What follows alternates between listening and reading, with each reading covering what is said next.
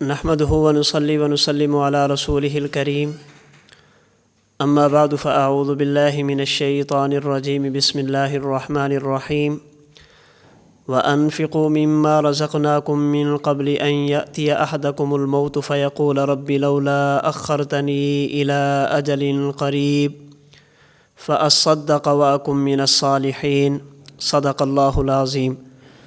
اللهم صل على محمد وعلى آل محمد كما صليت على إبراهيم وعلى آل إبراهيم إنك حميد مجيد۔ اللهم بارك على محمد وعلى آل محمد كما باركت على إبراهيم وعلى آل إبراهيم إنك حميد مجيد۔ قرآن کریم کا 28واں پارہ سورۃ المنافقون کی آیت نمبر 10 میں اللہ رب العزت نے اہل ایمان کو آخرت کی تیاری کی ترغیب دی ہے۔ دنیا کی زندگی کو غنیمت سمجھ کر آخرت کی تیاری کرنے کا اللہ رب العزت نے حکم دیا ہے۔ یہ دنیا کی مختصر ترین زندگی اللہ رب العزت نے آخرت کے لیے دی ہے۔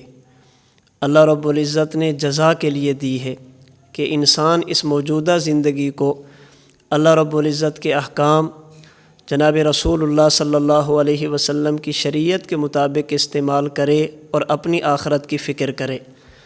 یہ دنیا دار العمل اور دار الامتحان ہے۔ موت کے بعد والی زندگی یہ دار الجزا ہے۔ اللہ رب العزت نے اس دنیاوی زندگی کو اس لیے بنایا اور انسان کو یہ اس لیے دی ہے تاکہ انسان موت کے بعد والی زندگی کی فکر کرے۔ انسان کی یہ موجودہ زندگی یہ دنیاوی زندگی کہلاتی ہے، موت اور موت کے بعد والی زندگی یہ آخرت کی زندگی کہلاتی ہے۔ ہر وہ شخص جس نے دنیا میں کلمہ پڑھا وہ چاہتا ہے کہ موت کے بعد والی زندگی میرے لیے آسانی، خوشی اور راحت کا ذریعہ بنے۔ ہر بندہ چاہتا ہے کہ میرا خاتمہ ایمان پر ہو۔ ہر بندہ یہ چاہتا ہے کہ موت کے وقت میرے ساتھ آسانی والا معاملہ کیا جائے۔ ہر مومن یہ چاہتا ہے کہ قبر اور برزخ میں اللہ رب العزت مجھے جنت کا لباس، جنت کا بستر، جنت کی ٹھنڈی ہوا اور جنت کی خوشبو نصیب فرمائے۔ ہر مومن چاہتا ہے کہ میں قیامت کی گرمی اور قیامت کی شدت سے بچ جاؤں۔ ہر مومن یہ چاہتا ہے کہ قیامت کے دن میرا حساب و کتاب آسان ہو۔ ہر مومن اور ہر شخص یہ چاہتا ہے کہ قیامت کے دن پل صراط سے میں آسانی کے ساتھ گزر جاؤں۔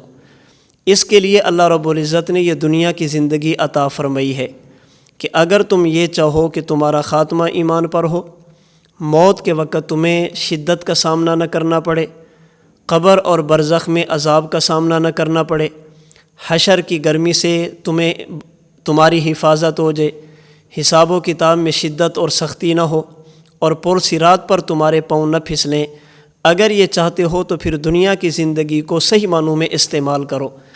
یہ آخرت کی تیاری کے لیے یہ دنیا کی زندگی ہے۔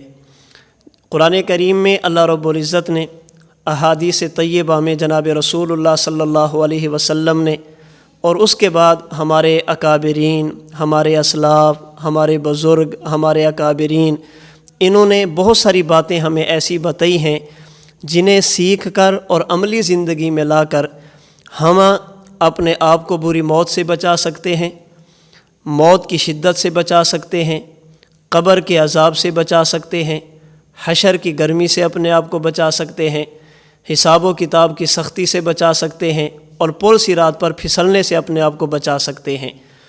سب سے پہلی چیز جو آخرت کی تیاری کے حوالے سے ہے وہ ہے خاتمہ بالایمان۔ ہر مومن چاہتا ہے کہ موت کے وقت مجھے کلمہ نصیب ہو جائے۔ اس کے لیے ہمیں کیا کرنا چاہیے؟ ہمارے حضرت، ہمارے شیخ، ہمارے استاد، ہمارے پیر و مرشد متکلم اسلام حضرت مولانا محمد الیاس گھمن صاحب دامت برکاتہم العالیہ اس کے لیے بہت ساری چیزیں ارشاد فرماتے ہیں قرآن و سنت کی روشنی میں، جنہیں اپنا کر ہم اپنے ایمان کی حفاظت کر سکتے ہیں اور اسباب کے درجے میں ہم یہ اختیار کر سکتے ہیں کہ ہمارا خاتمہ ایمان پر ہو جائے۔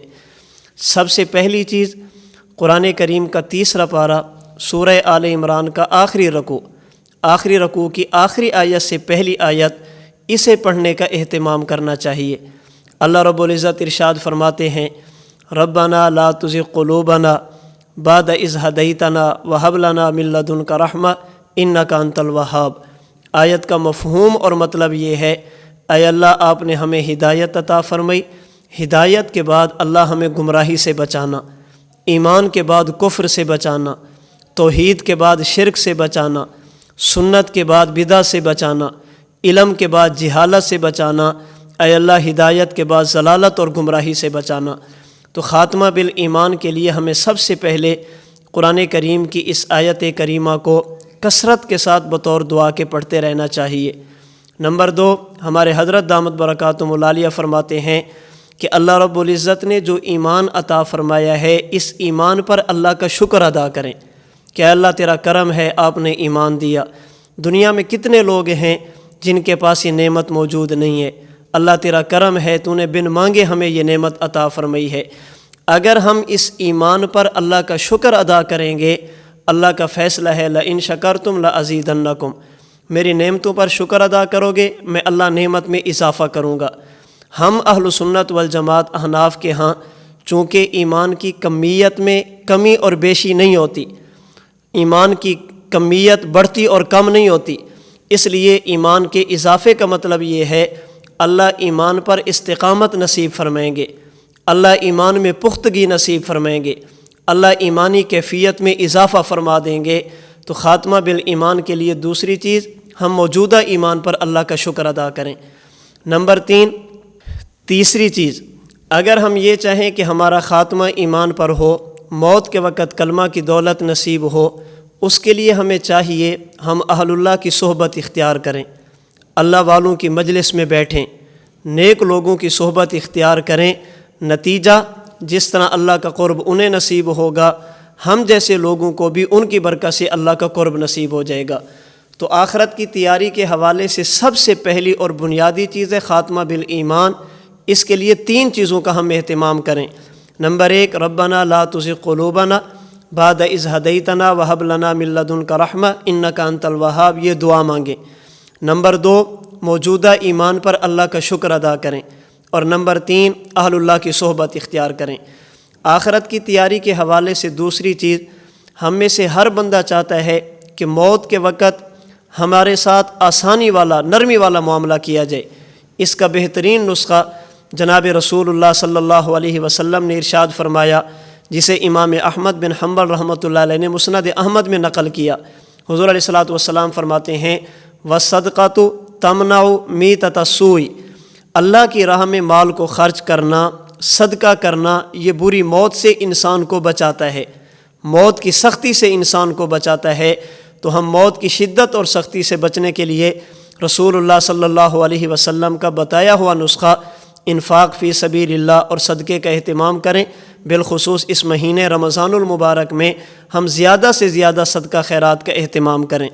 نمبر 3، ہم میں سے ہر بندہ چاہتا ہے کہ ہمیں قبر کی سختی سے نجات مل جائے، اللہ قبر میں جنت کی نعمتیں عطا فرما دے، جنت کا لباس دے دیں، جنت کا بستر مل جائے، جنت کی خوشبو اور ٹھنڈی ہوا نصیب ہو جائے۔ اس کے لیے جناب رسول اللہ صلی اللہ علیہ وسلم نے جو باتیں ارشاد فرمائی، ہم ان میں سے 2 کا اہتمام کر لیں۔ نمبر 1، روزانہ عشاء کی نماز سے فارغ ہونے کے بعد قرآن کریم کا 29واں پارہ، 29ویں پارے کی سب سے پہلی سورۃ الملک کی تلاوت کریں۔ حضور علیہ الصلوۃ والسلام نے فرمایا جو بندہ روزانہ اس سورت کی تلاوت کرتا ہے اللہ اسے قبر کے عذاب سے محفوظ فرماتے ہیں۔ ہم اسے اپنا معمول بنا لیں، کچھ بھی ہو جائے، سفر ہو یا حضر ہو، بیماری ہو یا صحت ہو، کوئی بھی حالت ہو، خوشی ہو یا غمی ہو، عشاء کی نماز کے بعد اس سورت کی تلاوت کرنی ہے۔ نمبر 2، جناب رسول اللہ صلی اللہ علیہ وسلم کی مانگی ہوئی دعا جو حضور کی مبارک زبان سے نکلی، اللہم انی اعوذ بک من عذاب القبر، اللہ ہمیں قبر کے عذاب سے محفوظ فرما لے۔ تو قبر کی شدت سے بچنے کے لیے سورۃ الملک کی تلاوت کا اہتمام کریں۔ اور نمبر 2، حضور کی مانگی ہوئی دعا اللہم انی اعوذ بک من عذاب القبر، اس کا اہتمام فرمائیں۔ اور یہ دعا وہ ہے جو حضور ہر نماز کے بعد اللہ سے مانگا کرتے تھے۔ ہمارا اہل سنت والجماعت کا عقیدہ ہے کہ نبی معصوم ہوتا ہے، اللہ کے نبی کی زندگی میں گناہ نہیں ہوتا، جب گناہ نہیں تو قبر کی سختی کا سوال ہی پیدا نہیں ہوتا کہ نبی پر قبر میں سختی کی جائے۔ اس کے باوجود حضور نے ہر نماز کے بعد یہ دعا مانگی ہے مجھے اور آپ کو سمجھانے کے لیے کہ قبر یہ بڑی خطرناک جگہ ہے۔ ان القبر اول منازل الآخرہ، یہ آخرت کی پہلی منزل اور سیڑھی ہے، اس کی تیاری کرو اور اللہ سے پناہ مانگو۔ حضور نے یہ دعا ہمیں سکھانے کے لیے اور ہمیں بتانے کے لیے آپ نے مانگی ہے، ہم اس کا بھی اہتمام کریں۔ نمبر 4، آخرت کی تیاری کے حوالے سے ہم میں سے ہر بندہ چاہتا ہے کہ ہم قیامت کی گرمی سے بچ جائیں، قیامت کی شدت سے بچ جائیں، جس دن ایک دن 50,000 سال کے برابر ہوگا۔ ہر بندے کو اپنی فکر پڑی ہوگی، ہر بندہ نفسی نفسی کے عالم میں ہوگا، ماں کو بیٹے کا، باپ کو اپنی اولاد کا، دوستوں کو اپنے رشتہ داروں کا، دوستوں کا، کسی کا کوئی خیال نہیں ہوگا۔ اس موقع پر بڑا خطرناک اور ہولناک منظر ہوگا۔ قیامت کی شدت اور ہولناکی سے بچنا یہ ہم سب کی ضرورت ہے، قیامت کی گرمی سے بچنا ہم سب کی ضرورت ہے۔ اس کے لیے جناب رسول اللہ صلی اللہ علیہ وسلم کا مبارک فرمان ہمیں اپنے ذہن میں رکھنا چاہیے، اور جن لوگوں کا تذکرہ حضور نے اپنے اس فرمان میں فرمایا ہمیں ان صفات کو اپنے اندر اپنانے کی اور لانے کی کوشش کرنی چاہیے۔ بخاری شریف میں حدیث مبارک ہے، حضور علیہ الصلاۃ والسلام نے فرمایا سبعۃ یظلھم اللہ فی ظلہ یوم لا ظل الا ظلہ، قیامت کے دن 7 خوش نصیب ایسے ہوں گے جن کو اللہ اپنے عرش کا سایہ نصیب فرمائیں گے، اور اللہ ان کو قیامت کی شدت اور گرمی سے محفوظ فرمائیں گے۔ نمبر 1، الامام العادل، سب سے پہلا وہ شخص جسے اللہ اقتدار عطا فرمائے، اللہ رب العزت جسے بڑا بنا دے، پھر وہ کسی پر ظلم نہ کرے، عدل و انصاف سے کام لے۔ یاد رکھیے یہاں الامام سے صرف حکمران مراد نہیں، بلکہ الامام سے مراد وہ شخص ہے جس کا حکم کسی نہ کسی جگہ پر چلتا ہو۔ اگر حاکم وقت ہے اس کی بات ملک پر چلتی ہے، اپنی رعایا پر چلتی ہے۔ اگر گھر کا سربراہ ہے اس کی بات اپنے گھر میں چلتی ہے، اور اگر کچھ بھی نہ ہو تو انسان کی بات اپنے جسم پر چلتی ہے۔ حدیث مبارک کا مطلب یہ ہے انسان اپنے جسم پر عدل و انصاف کرے، اللہ کی نافرمانی سے بچے۔ گھر کا سربراہ ہے تو گھر والوں کے ساتھ عدل و انصاف کرے، ان پر ظلم و زیادتی نہ کرے۔ کسی علاقے کا سربراہ ہے تو وہ ان کا خیال کرے، ظلم و زیادتی نہ کرے۔ تو سب سے پہلا شخص جسے اللہ قیامت کی گرمی سے بچیں گے وہ ہے امام عادل، عدل و انصاف کرنے والا بڑا۔ نمبر 2، فرمایا رجل شاب نشأ فی عبادت ربہ، فرمایا دوسرا بندہ وہ ہے جو اپنی جوانی کو اللہ کی عبادت میں کھپا دے، جوانی اللہ کی عبادت میں گزار دے۔ عبادت جس موقع پر بھی کی جائے اللہ پسند فرماتے ہیں، لیکن جوانی کی عبادت اور نوجوان کا اللہ کے آگے جھک جانا اللہ اس سے اور زیادہ پیار فرماتے ہیں۔ تو وہ نوجوان جو اپنی جوانی کو خدا کے دین پر قربان کر دے، اللہ کی عبادت میں جوانی کو استعمال کرے، اللہ اسے قیامت کی سختی سے محفوظ فرمائیں گے۔ نمبر 3، فرمایا رجل قلبہ معلق فی المساجد، وہ شخص جس کا دل ہر وقت مسجد میں لگا رہتا ہے، نماز پڑھ کے نکلا پھر اور نماز کا خیال، کب میرا اللہ مجھے بلائے اور میں اللہ کی طرف جاؤں، کب مؤذن اللہ اکبر کہے، حی علی الصلاۃ حی علی الفلاح کہے اور میں اللہ کا حکم سمجھ کر اللہ کے سامنے سجدہ کروں۔ وہ شخص جو ہر وقت مسجد کی تیاری میں رہتا ہے اللہ اسے قیامت کی سختی سے محفوظ فرمائیں گے۔ نمبر 4، فرمایا رجلان تحابا فی اللہ اجتمعا علیہ وتفرقا علیہ، وہ 2 لوگ جن کا تعلق صرف اور صرف اللہ کے نام کی بنیاد پر ہو، جن کا تعلق اللہ کے دین کی بنیاد پر ہو، وہ ایک دوسرے سے محبت رکھتے ہیں، ایک دوسرے سے تعلق رکھتے ہیں تو خالصتاً دین کی بنیاد پہ جب کبھی وہ جمع ہوتے ہیں اللہ کے نام پر جمع ہوتے ہیں، اگر الگ اور جدا ہوتے ہیں تو اللہ کے نام پر جمع ہوتے ہیں۔ ایسا بندہ جس کا تعلق خالصتاً اللہ کے نام اور دین کی بنیاد پہ ہوگا اللہ رب العزت اسے قیامت کی گرمی سے اور شدت سے محفوظ فرمائیں گے۔ نمبر 5، فرمایا رجل طلبتہ امرأۃ ذات منصب و جمال فقال انی اخاف اللہ، ایک شخص ہے جسے کوئی عورت اپنے ساتھ زیادتی کی دعوت دیتی ہے، اپنی طرف بلاتی ہے، عورت خوبصورت بھی ہے، بڑے خاندان کی بھی ہے، لیکن یہ شخص اللہ کے ڈر کی وجہ سے اس کے ساتھ زیادتی نہیں کرتا، اللہ کے خوف کی وجہ سے اس کے ساتھ بدکاری نہیں کرتا، اللہ اسے بھی اپنے عرش کا سایہ نصیب فرما کر قیامت کی شدت اور گرمی سے محفوظ فرمائیں گے۔ نمبر 6 فرمایا رجل تصدق اخفا، وہ شخص جو چھپ کر اللہ کے راستے میں مال خرچ کرے، حتی لا تعلم شمالہ ما تنفق یمینہ، اس کے دائیں ہاتھ نے اللہ کے راستے میں کیا خرچ کیا اس کے بائیں ہاتھ کو پتہ بھی نہ چلے، یعنی چھپا کر اللہ کے راستے میں مال خرچ کرے، اللہ رب العزت اسے قیامت کے دن اپنے عرش کا سایہ نصیب فرمائیں گے۔ نمبر 7 فرمایا رجل ذکر اللہ خالیہ ففاضت عیناہ، ایک بندہ خلوت میں بیٹھا ہے، اللہ کو یاد کیا، اللہ کا نام لیا، اللہ کی کبریائی اور بڑی دل میں آئی، اور یہ سوچ کر اس کی آنکھوں سے آنسو نکل پڑے کہ اللہ کتنے بڑے ہیں، اللہ نے میرے ساتھ کتنا محبت اور کرم والا معاملہ فرمایا۔ جو خلوت میں بیٹھ کر اللہ کو یاد کر کے رو پڑتا ہے، اللہ رب العزت اسے بھی قیامت کی شدت اور گرمی سے محفوظ فرمائیں گے۔ تو ہم میں سے ہر بندہ چاہتا ہے کہ اللہ ہمیں قیامت کی گرمی سے بچائیں، ہمیں چاہیے ہم عدل و انصاف سے کام لیں۔ نمبر 2 ہمیں چاہیے کہ ہم اپنی جوانیاں اور اپنی یہ دنیا والی زندگی اللہ کے دین پر اور اللہ کی عبادت کے لیے استعمال کریں۔ نمبر 3 ہمیں چاہیے کہ ہم اپنے دلوں کو مسجد کے ساتھ لگا کر رکھیں۔ نمبر 4 ہمیں چاہیے کہ جس سے بھی تعلق رکھیں خالصتاً اللہ کے نام اور دین کی بنیاد پہ رکھیں۔